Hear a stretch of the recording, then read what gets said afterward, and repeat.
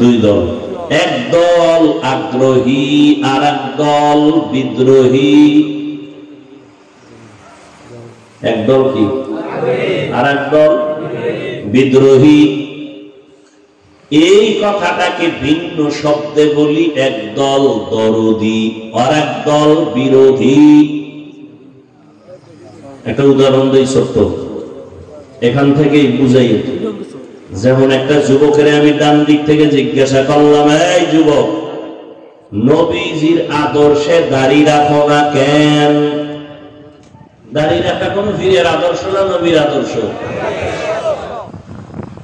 ও যুবক, রহমতের নবীর আদর্শে দাড়ি রাখো না কেন? যুবক আমাকে জবাব দিল, নবীর আদর্শ মতে দাড়ি রাখার দরকার, চেষ্টা করি, পারি না, দোয়া করবেন, আরো চেষ্টা করব। আছে না? কি বুঝলা, আগ্রহী না বিদ্রোহী? আবার বাম দিক থেকে একটা যুবকের বললাম, হে যুবক, নবীর আদর্শে দাড়ি রাখো না কেন? যুবক আমাকে সেকেন্ডের মাথায় জবাব দিল, না রাখলে অসুবিধা কি আছে? আরেকটু চালাক হইলে কয়, দাড়ির মধ্যেই কি ইসলাম আছে? আগ্রহী না বিদ্রোহী? বিদ্রোহী রাসূলের আদর্শের বেলায় বিদ্রোহীর আরেক নাম বেঈমান।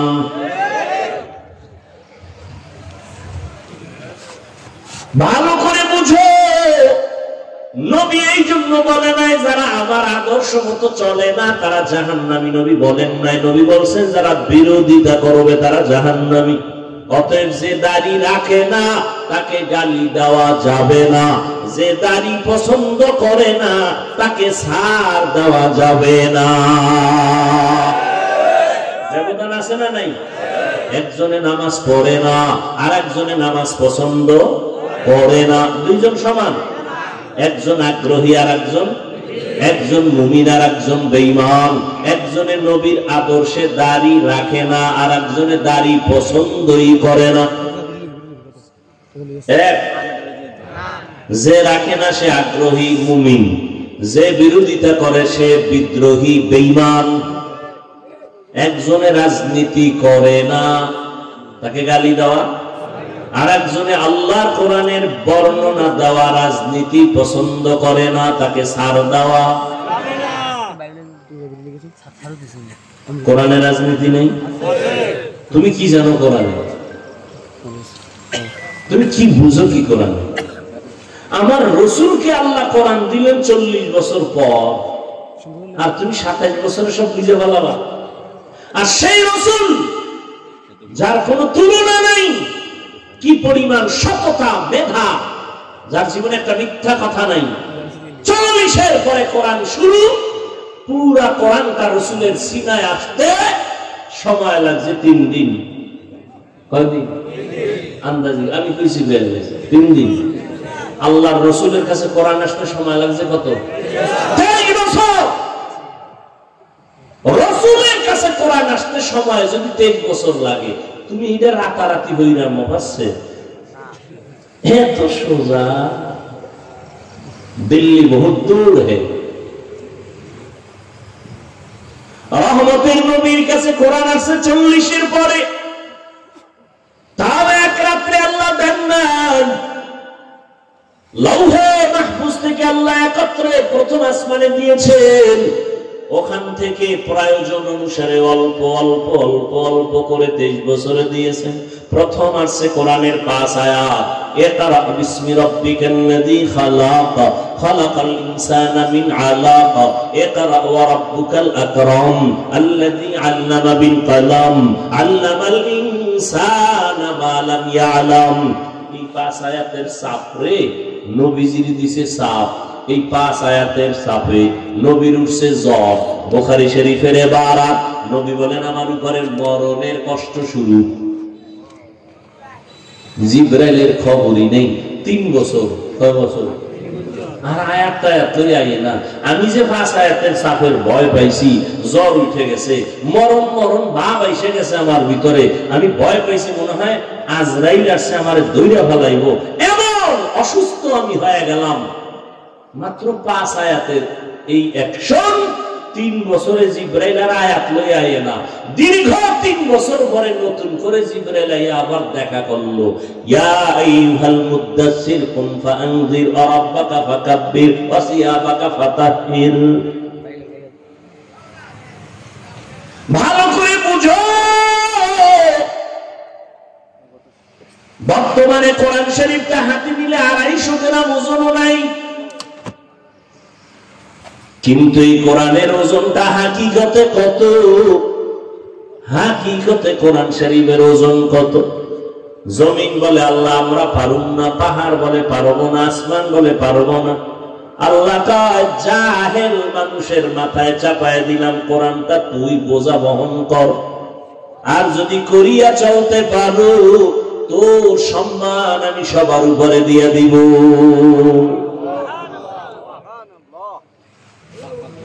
কোরআনের রাজনীতি নাই, বুঝো কিছু? আরে আল্লাহ পাক কোরআন শরীফে বিশাল সূরা রাখছেন, রাজনীতির আলোচনার সূরা। ইউসুফ নবীর সূরাটা তেলাওয়াত কর, পুরো সূরার মধ্যে রাজনীতি রাজনীতি রাজনীতি। তবে তুমি যে দুর্নীতি আর ভেটনীতি আর 2 নাম্বারই করো, এই রাজনীতি আল্লাহর কোরআন আর ইসলামে নাই। সুলাইমান বিলকিসের ঘটনা আছে, সব রাষ্ট্রনীতির আলোচনা। খুঁজো,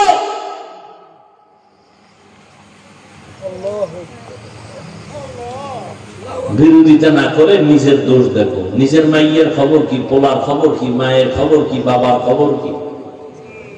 নামাজ পড়ছনি ঠিক মতো, মা পড়ছেনি, বাবা পড়ছেনি, ফজর পড়ছনি, এশা পড়ছনি, জোহর পড়ছনি, আসর পড়ছনি। তোমার কবরে তুমি চলে গেলে কোন হিসাব যাবে না তোমার কবরে, তোমার জবাব তোমাকেই দিতে হবে। আরেকজনের পেছনে পড়ে আছো, তোমার হিসাবটা কবে করবা? অন্যের হিসাব নিয়ে দিন কাটাইলা, তোমার হিসাব কে করবে? আল্লাহ যেদিন বলবেন ইকরা কিতাবাকা কাফা বিনাফসিকাল ইয়াউমা আলাইকা হাসিবা, নিজের হিসাবটা নিজে কর।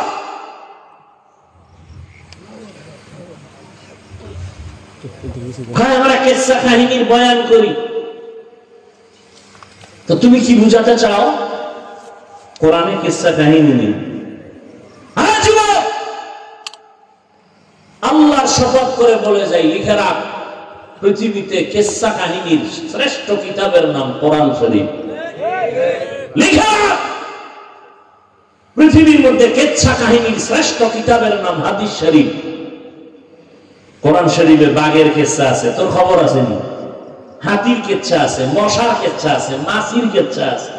কোরআন শরীফের মধ্যে বাঘের কিচ্ছা আছে, সাপের কিচ্ছা আছে, কি আছে না?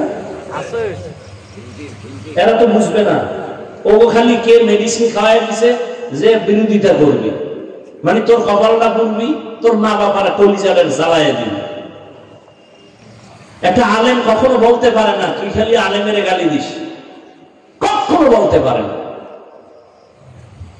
কিচ্ছা কাহিনীর অস্তুরি 2000-এর উপরে আয়াত আছে কোরআন শরীফে, 2000-এর উপরে শুধু কিচ্ছা কিচ্ছা কিচ্ছা কাহিনী। তুমি কি বুঝো?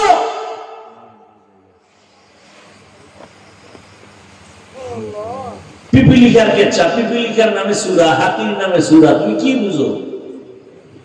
সূরা বাকারা গরুর কিচ্ছা, তুমি কাউ গরুর কিচ্ছা বলি কেন, সাপের কিচ্ছা বলি কেন? আল্লাহ বলছেন কেন? বাঘের কিচ্ছা বলছেন কেন কোরআনে? হাতির কিচ্ছা বলছেন কেন? সব কিছুর মূলে মানুষের হেদায়েতের জন্য। আমরা তো ওই কিচ্ছাই বলি, উম্মতের সামনে যেই কিচ্ছা শুনলে মানুষের দিল নরম হয়, চোখে পানি আসে, তওবার জন্য অন্তর তৈরি হয়। আমরা তো সোনামন্দের গান গাই না। তোমার অন্তর এত নষ্ট কেন? তোমার অন্তর এত নষ্ট কেন? আলেমের বিরুদ্ধে কথা বলার দুঃসাহস কে দিয়েছে তোমাকে?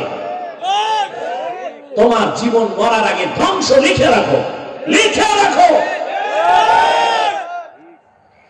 মা বাবার সাথে বেয়াদবি করবি, খোদাও মাফ করবে না, কারণ এটা বান্দার হক। শিক্ষকের সাথে বেয়াদবি করেছো, শিক্ষক ক্ষমা না দিলে তোর ক্ষমা নাই, বান্দার হক। এই জমিনে আলেম যদি না থাকে তো ইসলাম কোথার থেকে শিখবা? আলেম আছে তো ইসলাম আছে। এরা রাসূলের ওয়ারিস, এরাই উম্মতকে হেদায়েতের দাওয়াত দিবে। হ্যাঁ, মাছ ছাড়া যেমন কাঁটা ছাড়া যেমন মাছ নাই, দোষ ছাড়া মানুষ নেই। তুমি আমার দিকে তাকাও কেন? তোমারে ধরলে তুমি বাঁচবা কেমনে? তোমার মধ্যে কি কম আছে নি? দোষ কেন এগুলো করো? লাভ কি? তোমার লাভ কি? ইসলামের লাভ কি? দুইটা কথা আজকে শুরু থেকে বলেছি, মনে রাখো। তুমি আলেমদের বিরোধিতা করলে, তাবলীগের বিরোধিতা করলে তোমার লাভ কি? ইসলামের লাভ কি? একটু দুইটা প্রশ্ন তোমার বিবেকের কাছে রেখে গেলাম।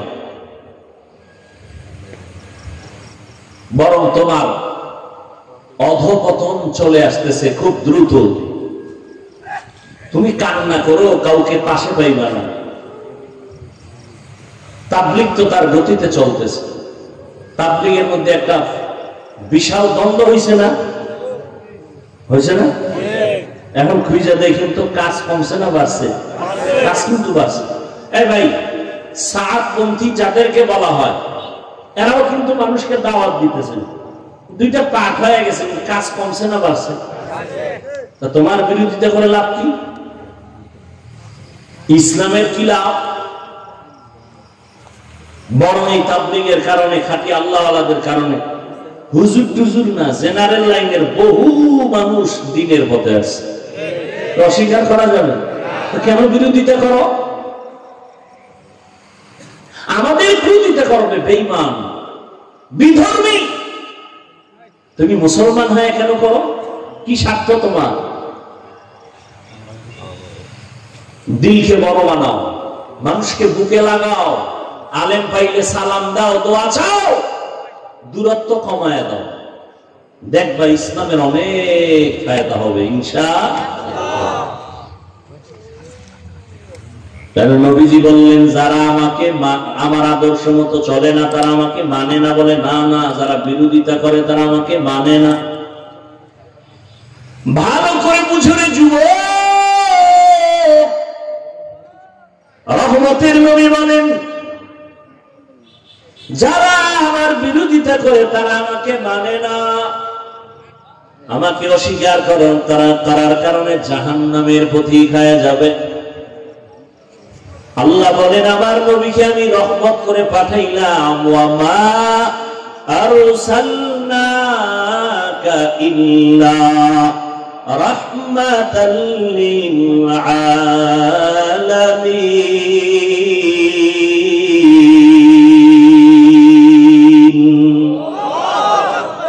ইমামুল আউয়ালিন আল আখিরিন, বাহরে সাদকা রাহমাতাল লিল আলামিন, সাইয়্যিদুল কাউনাইন খাতমুল মুরসালিন, আখির আমদ বুতে ফখরুল আউয়ালিন।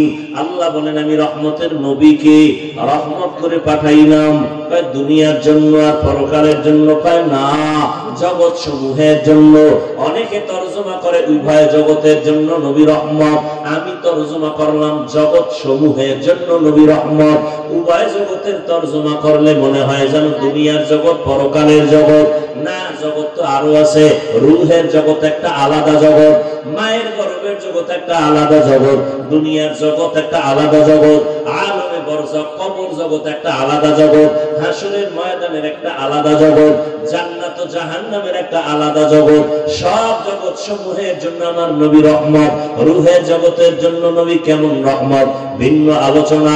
মায়ের গর্ভের জগতের জন্য নবী রহমত, দুনিয়ার জগতের জন্য নবী রহমত, কবর জগতের জন্য নবীজি রহমত, হাসরের ময়দানের জন্য নবী রহমত, জান্নাতের জন্য নবী রহমত, জাহান্নামের জগতেও নবী রহমত।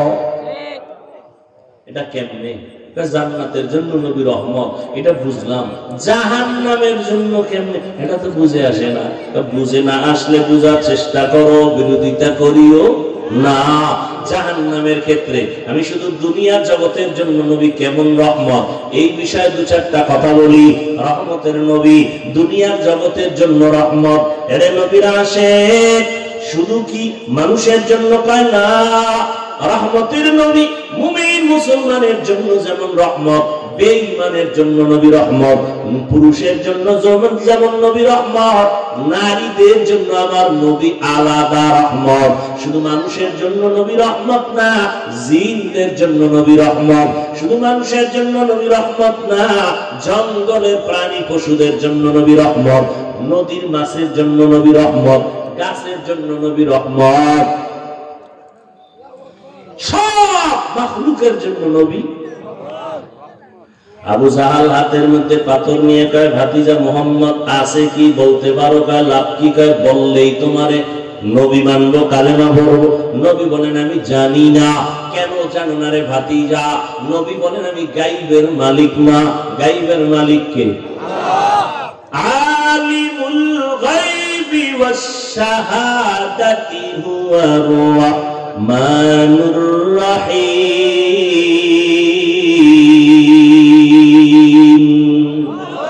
গায়বের মালিক কে? আর কেউ? যদি আমার পীর গায়েব জানে, এর নাম শিরিক।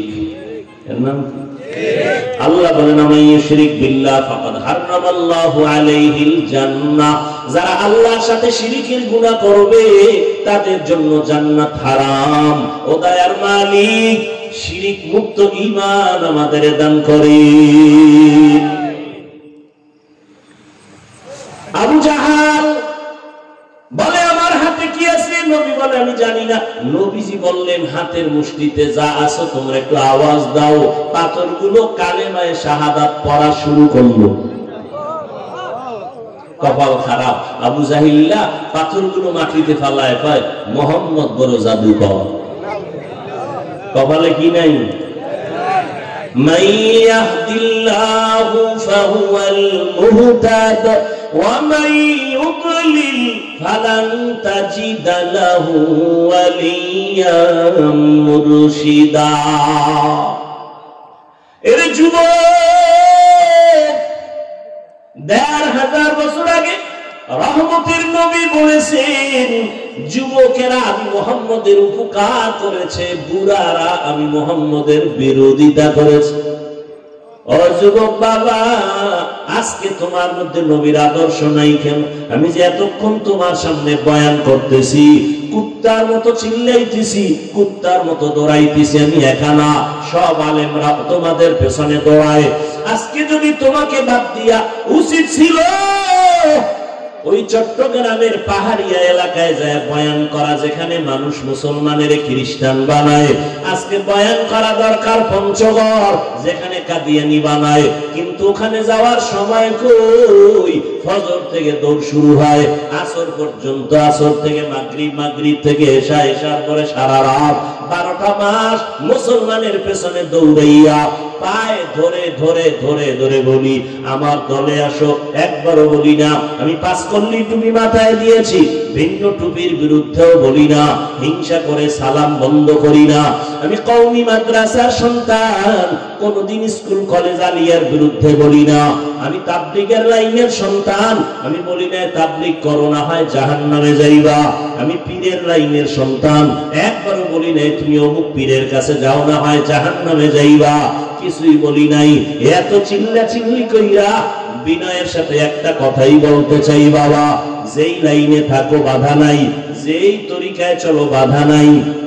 ব্যবসা করো আলহামদুলিল্লাহ, চাকরি করো আলহামদুলিল্লাহ, স্কুলে পড়ো আলহামদুলিল্লাহ, কলেজে পড়ো আলহামদুলিল্লাহ, ডাক্তার হও আলহামদুলিল্লাহ, ইঞ্জিনিয়ার হও কোনো বাধা নাই, একজন প্রফেসর হও বাধা নাই, একজন ডাক্তার হও বাধা নাই। তবে দাবি আমার একটা, বেয়াদব হইও না।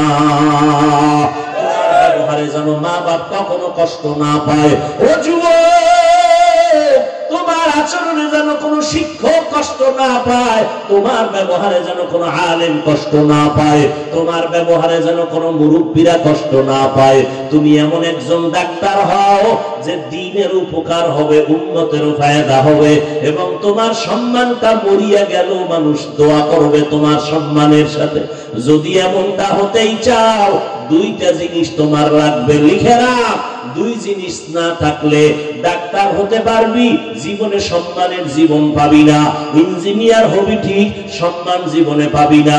হ্যাঁ, সম্মানিত ডাক্তার যদি হতে চাও, সম্মানের জীবন নিয়ে যদি ইঞ্জিনিয়ার হতে চাও, জেনারেল লাইনে থাকো আলহামদুলিল্লাহ, তবে সম্মান বড় দামি জিনিস। এটা পাওয়ার জন্য দুইটা জিনিস তোমার লাগবে। কয়টা? দুই জিনিস লাগবে। দুই জিনিস না থাকলে আল্লাহর কসম সম্মানের জীবন পাবি না। এবার সম্মানের জন্য সার্টিফিকেট লাগে না? লাগে। সম্মানের চাবি কার হাতে? না কোনো দুনিয়ার সরকারের হাতে? দুনিয়ার সরকারের কাছে যদি চাবি থাকতো সম্মান কমানে, তখন হুজুর গো কবে কত আগে বাড়াইয়া মারতো। কি চাবি কার হাতে? আল্লাহর হাতে চাবি। এই জন্য তাকে দেখছো কত সার্টিফিকেট ওয়ালার সম্মান নাই, আর সার্টিফিকেট নাই আল্লাহ তারে অনেক সম্মান দিছেন, আছে না নাই? মাওলার খেলা বড় কঠিন। আমার আল্লাহর কুদরতের কারিশমা তোমার বিবেকের সব উল্টা। দুই জিনিস অর্জন করিও। জীবনে ডাক্তার হলো সম্মান তোমার সবার উপরে থাকবে। প্রথম লাগবে তোমার সুস্থতা। কি ঘুমাইতেছেন? প্রথম কি? দ্বিতীয় লাগবে তোমার সুন্দর চরিত্র। কি এই দোনোটারে গজব করছো মোবাইল দিয়া। একটু চিন্তা কর, এই বেটা যুবক বাবা, একটু চিন্তা কর, রাগ করিস না। পৃথিবীতে যত তুই বন্ধু পাইছো সব স্বার্থপর। খোদার কসম সব স্বার্থপর। আল্লাহর কসম করে বলি, নিঃস্বার্থ এই জমিনে তোর একমাত্র বন্ধু ওলামায়ে আহলে হক। এরা সব নিঃস্বার্থ বন্ধু, এদের কোনো স্বার্থ নেই। এই তুই আমারে গালি দাও জানি না, কথা বল, কি পরিমাণ গালি দাও, কি পরিমাণ বিরোধিতা করো, এরপরও কোনো প্রতিবাদ করি না। দেখলে সালাম দেই, বাবা কেমন আছো, বাড়ি কই, হাসি মুখে। ইমামের বিরুদ্ধে কত কথা, ইমাম কোনোদিন রাগ করে না, বরদোয়া করে না, গালি দেয় না। বেতন দেয় 10,000 6 মাস, বাকি কোনোদিন ইমাম সাহেব মানব বন্ধন করছে? জুমায় কইছে নি যে বেতনটা টাইম মতো দিবা, নাইলে আসর থেকে সূরা উল্টা পড়া হবে। নিঃস্বার্থ তোমার একমাত্র বন্ধু আলেম। এর যুবক, দুই জিনিস তোমার লাগবে সম্মানের সাথে যদি তুমি জীবন চালাইতে চাও। এক নাম্বার কি বলছি? সুস্থতা। রাতের ঘুম হলো সুস্থতার জন্য মহা ঔষধ। জবাই করছো কি দিয়া? এখানে কোনো অস্টাজ লাগবে না, এটা ডাইরেক্ট ওয়াজ। আর এটা আমাকে হুজুরের ওয়াজ না। গুগলে মোবাইল তো আর ছাড়বি না, জিব্রাইল আইলো। তাহলে আকাম না কইলে তুই একটা ভালো কাজও কর, গুগলে ঢুকে সার্চ দে রাতের ঘুম শরীরের ঔষধ কি হিসাবে বা কোন অংশ, সব ডিটেলস চলে আসবে। রাতের ঘুম শরীরের মহা ঔষধ। তবে রাতের প্রথম অংশ না, শেষ অংশ না, মধ্যাংশের ঘুম হলো শরীরের মহা ঔষধ। তুমি চরিত্র এত সুন্দর, একটা কলঙ্কের দাগ নাই, কিন্তু চাকরি পাইছো ভালো, বেতন কত হাই স্কেল, কপাল খারাপ, তুমি অসুস্থ। এক সপ্তাহ নাই, কিও নাই, কেন কয় স্যার অসুস্থ, তারে রিজাইন দিতে বল।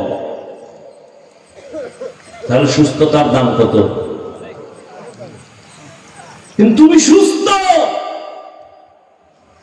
তোমাকে মেডিকেলে বারবার চেক আপ করার পরে এক বিন্দু কোনো রোগ ধরা পড়ে নাই, কিন্তু রোগ আছে একটা, চরিত্র খারাপ।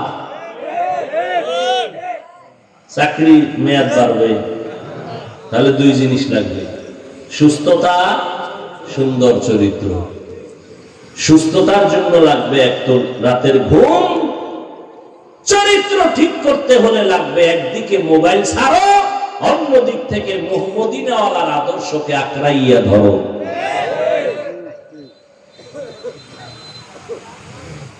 এই তুমিও মুসলমান, আমিও মুসলমান, নাকি আলাদা? তোমার আমার আল্লাহ, বলো বলো বলো, তোমার আমার নবী, কাবা, ধর্ম, কালেমা, সব এক। দুনিয়াতে আসছে এক, বিদায়ের বেলা কাফন হবে তিনটা, তাও আমি বক্তার সম্মানে একটা কাফন কেউ বাড়াইয়াও দিবে না। তুমি গরিব হওয়ার কারণে কাফন একটা কমাইয়াও।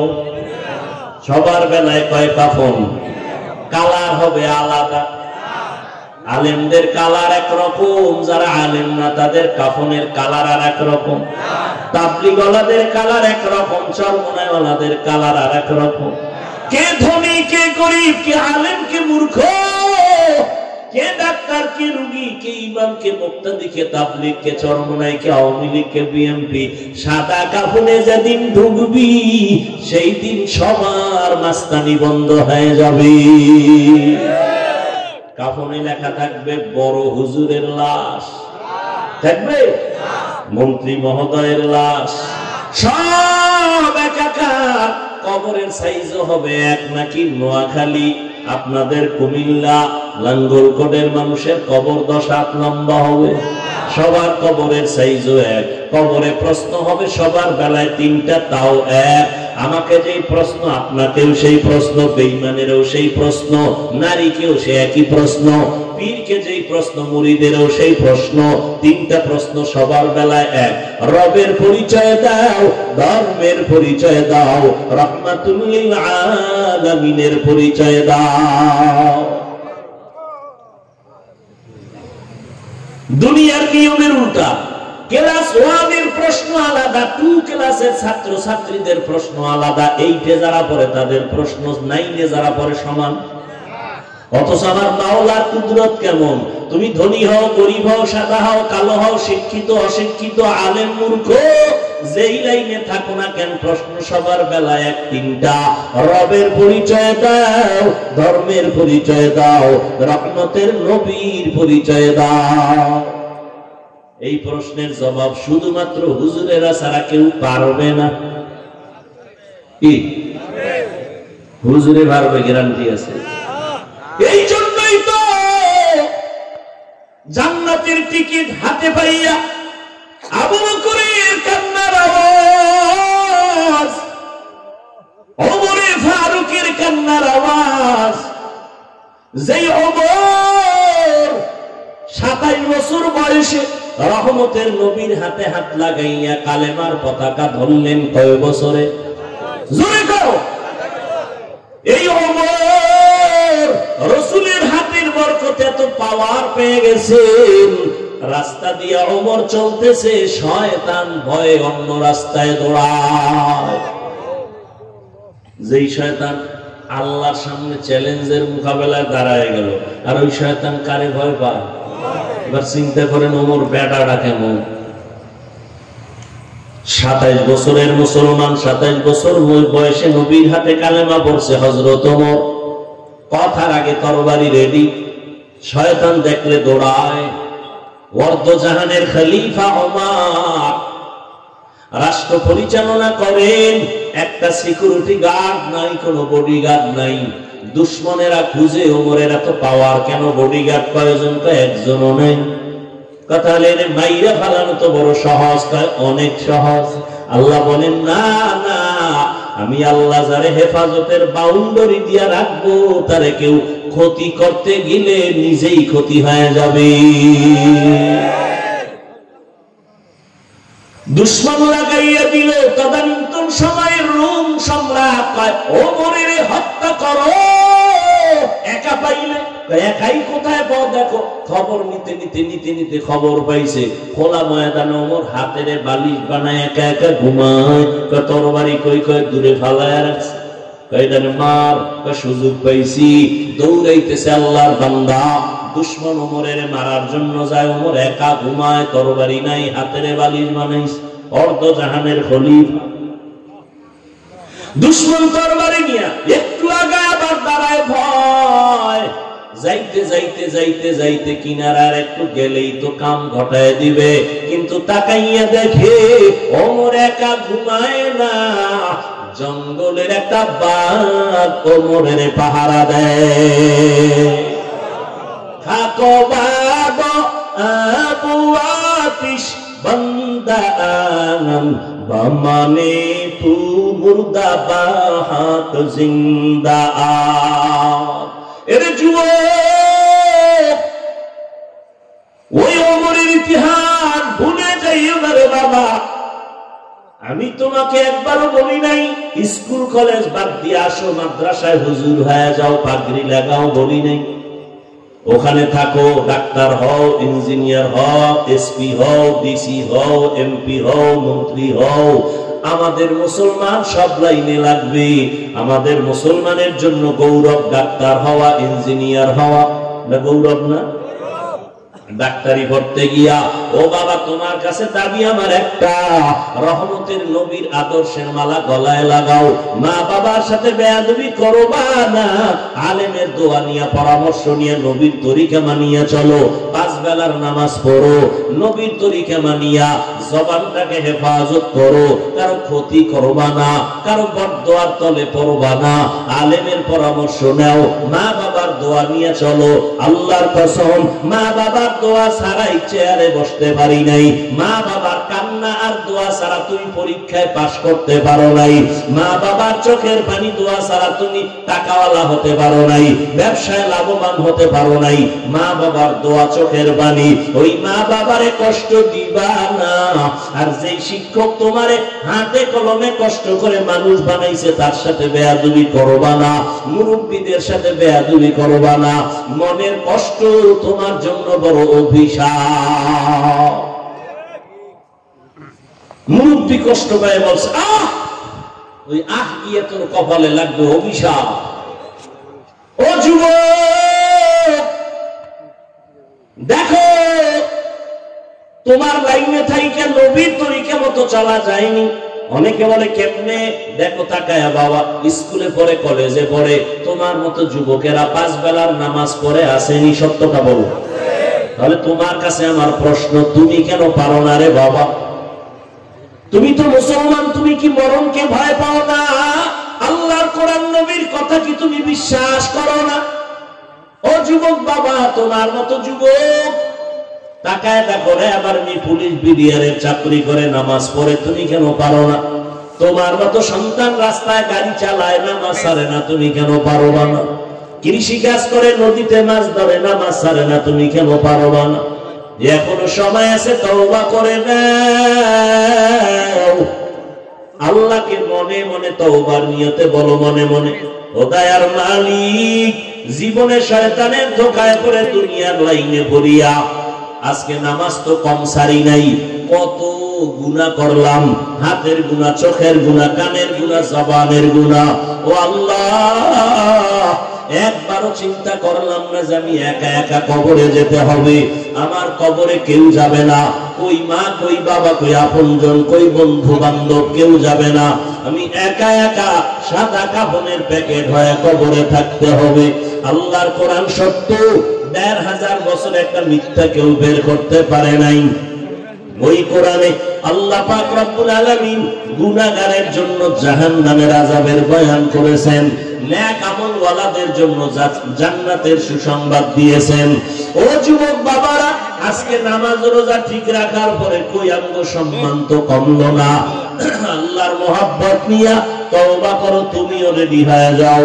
মরিয়া গেলেও যাবা, আর নামাজ ছাড়বা না, বেপরদায় চলবা না, মা বাবাকে কষ্ট দিবা না, নবীর তরিকার বাইরে চলবা না, নবীর মহব্বত নিয়া, উলামায়ে কেরামের পরামর্শ নিয়া 5 ওয়াক্ত নামাজ পড়বা, মা বাবার দোয়া নিয়ে চলবা। আল্লাহ আমাদের সবাইকে তওবার পরে মজবুত হয়ে নবীর তরিকায় চলার তৌফিক দান করেন, আমিন। আলহামদুলিল্লাহি রাব্বিল আলামিন। والصلاة والسلام على سيد الأنبياء والمرسلين وعلى آله وأصحابه أجمعين يا أرحم الراحمين يا أرحم الراحمين